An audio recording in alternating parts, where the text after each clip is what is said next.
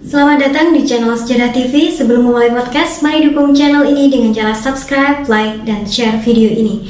Perkenalkan, saya Desi Yunita Sari. Dan saya Devi Yusita Sari.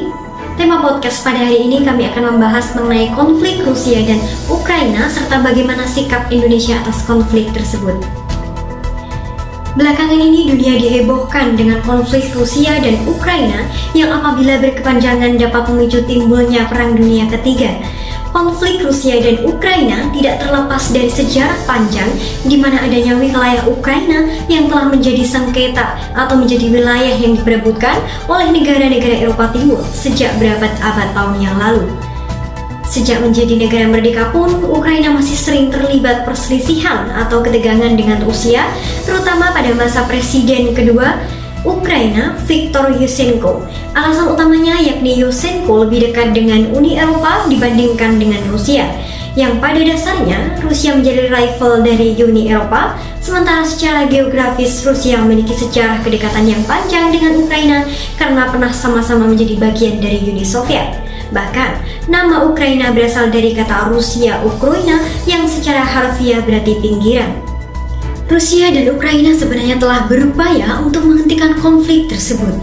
Salah satu caranya yakni melalui diselenggarakannya perjanjian, yakni perjanjian antara Rusia, Ukraina, Amerika Serikat, dan Uni Eropa yang dilaksanakan di Jenewa. Namun tampaknya perjanjian ini tidak sepenuhnya mengakhiri konflik di Ukraina. Meskipun perjanjian ini menuntut semua pihak untuk menghindari penggunaan kekerasan, intimidasi, atau provokasi, bahkan memberikan amnesti kepada pemprotes yang menguasai gedung-gedung pemerintah dan juga menyerahkan senjata mereka, namun kenyataannya konflik tersebut masih berlangsung hingga tahun ini. Rusia dan Ukraina kembali terlibat dalam konflik hingga berkepanjangan.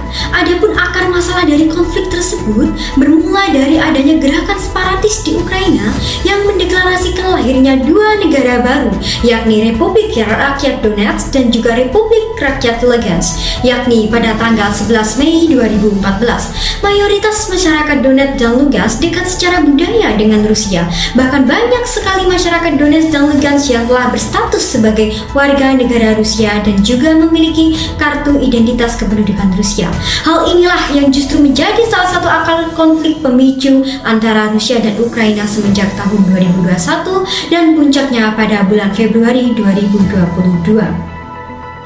Di mana pada hari Kamis 24 Februari 2022, Presiden Rusia Vladimir Putin membuat keputusan untuk mengirimkan operasi militer ke Ukraina. Keputusan tersebut tentu dipicu dari adanya NATO yang telah memberikan lampu hijau terkait keinginan Ukraina untuk bergabung dengan NATO. Keadaan pun semakin panas dengan sikap NATO yang mendukung Ukraina untuk melawan Rusia. Hal itu semakin membuat Presiden Vladimir Putin meradang dan menganggap bahwa negara-negara yang tergabung dengan NATO seperti Amerika Serikat dan sekutunya memperalat Ukraina untuk mengusik Rusia. Presiden Rusia Vladimir Putin memperingatkan agar negara-negara lain untuk tidak mengintervensi konflik Rusia dan Ukraina. Karena jika hal tersebut terjadi, maka Presiden Vladimir Putin pun tak akan segan untuk memberikan konsekuensi berat yang belum pernah dialami dalam sejarah negara-negara tersebut. Menanggapi panasnya konflik Rusia dan Ukraina tersebut, PBB pun menyusun resolusi yang menyesalkan atas serangan Rusia dan terhadap Ukraina, serta mendesak Rusia untuk segera menarik pasukannya dari Ukraina. Di mana pada voting resolusi tersebut, 141 negara termasuk Indonesia menyetujui resolusi PBB, sementara itu 5 negara menyatakan tidak setuju, sedangkan 35 negara menyatakan abstain. Lantas apa landasan hukum pernyataan sikap Indonesia atas konflik Rusia dan Ukraina tersebut? Sikap Indonesia yang menyetujui resolusi PBB yang menyesalkan serangan Rusia atas Ukraina tentu berlandaskan pada Undang-Undang Nomor 37 Tahun 1999 tentang hubungan luar negeri, di mana dalam pasal 3 Undang-Undang Nomor 37 Tahun 1999 tersebut menyatakan bahwa politik luar negeri menganut prinsip bebas aktif yang diabadikan untuk kepentingan nasional. Adapun makna bebas aktif aktif adalah politik luar negeri yang pada hakikatnya bukan merupakan politik netral, melainkan politik luar negeri yang bebas menentukan sikap maupun kebijaksanaan terhadap permasalahan internasional dan juga tidak mengikatkan diri secara a priori pada satu kekuatan dunia serta secara aktif memberikan sumbangan baik dalam bentuk pemikiran, partisipasi aktif dalam menyelesaikan konflik. Hal ini tentu tidak terlepas dari demi terwujudnya ketertiban dunia yang berdasarkan kemerdekaan, perdamaian abadi, dan juga keadilan sosial. Lantas, bagaimana pernyataan sikap Indonesia atas konflik Rusia dan Ukraina? Dan apakah hal tersebut telah sesuai dengan asas politik luar negeri bebas aktif yang dianut oleh Indonesia?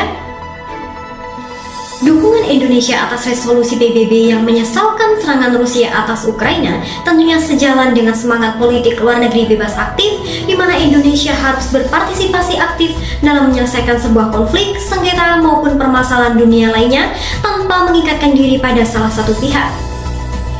Mengingat politik luar negeri bebas aktif sejatinya tidak hanya menekankan pada ketidakberpihakan, namun juga pada keaktifan dalam memperjuangkan perdamaian dunia. Sehingga dapat disimpulkan bahwa pernyataan sikap Indonesia atas konflik Rusia dan Ukraina telah sejalan dengan asas politik luar negeri bebas aktif. Serangan Rusia atas Ukraina jelas sangat mengganggu perdamaian dunia. Dalam kata lain, selain berlandaskan atas politik luar negeri bebas aktif, pernyataan sikap Indonesia atas konflik Rusia dan Ukraina juga berdasarkan nilai-nilai kemanusiaan. Hal ini terjadi karena invasi Rusia atas Ukraina telah melukai nilai-nilai kemanusiaan dan juga menimbulkan kerugian besar bagi masyarakat di Ukraina. Pernyataan sikap Indonesia juga telah sejalan dengan amanat Undang-Undang Dasar 1945 dan juga Undang-Undang Nomor 37 Tahun 1999 tentang hubungan luar negeri.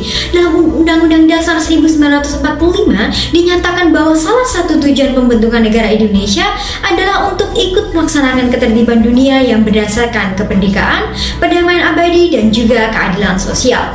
Maka dari itu, ketidaksetujuan Indonesia atas invasi Rusia merupakan bentuk pelaksanaan terhadap amanat konstitusi negara.